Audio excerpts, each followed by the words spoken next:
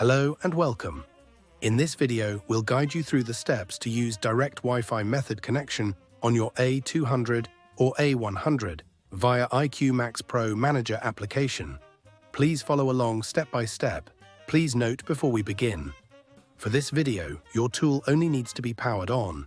It does not need to be connected to your computer. Simply ensure it is powered either through the vehicle or via a direct power supply. 1. Run IQ Max Pro Manager as an administrator.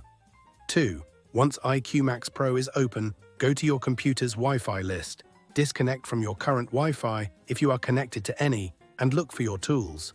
Wi-Fi name. By default, it should be looking like this: IQDC 2501A 2000000. It is same for A100, but has A100 inside, not A200, plus your ending number. Click on it and enter the default password, 12345678. Please note that this is the default password of the tool's Wi-Fi.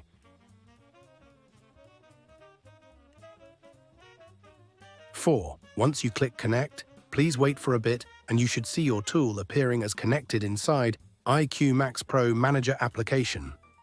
That's it. If your tool and VCI information appeared with connection Wi-Fi shown, it is successful.